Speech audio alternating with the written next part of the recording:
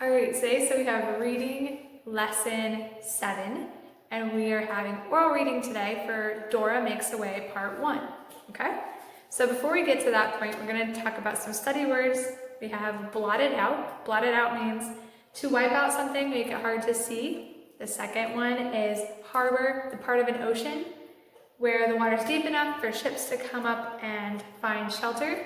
The third one is recited, and repeating something out loud. So we just, in language video, we recited Mr. Nobody, the poem, right? So we recite it, we say it out loud. Repeating something out loud. All right, so is a thud a dull sound or a sharp sound? Thud is a dull sound. If violets encircle a stump, so you have a stump, if violets encircle a stump, are they growing on the stump or around it? And the answer is around it, right? So if you have violets growing, encircling a stump, they're growing around it. So at our house, we have creeping phlox, it's a flower. The creeping phlox encircles our mailbox, right? So you have your mailbox and it encircles it, it grows around it, right? Okay, so in oral reading today, you're going to read your story to your mom. I want you to tell her the problem of the story and how it was solved. And this is a story about the lighthouse that takes place near Boston, Massachusetts. So I actually have some information about lighthouses. It's kind of interesting. So we're going to go and listen to this stuff. So the first lighthouse in America was located actually near Boston, Massachusetts. And it was first lit in 1716. So that's a long time ago, right? 300 years ago, close to 300 years ago.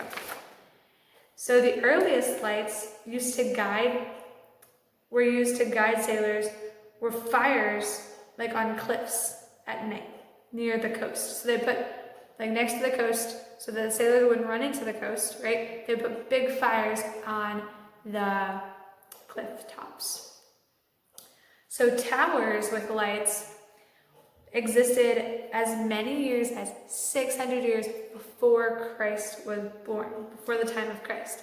So towers with lights to guide ships and things, and even on land, existed as many as 600 years before Christ. So that's a super long time ago. Light keepers sometimes lived in a house attached to the base of a tower. So you have the lighthouse, and then you have like a house on the bottom, right? And that's where a light keeper would live. Other light keepers lived in the tower in rooms above or like connected next to the stairs, like in the base of the tower.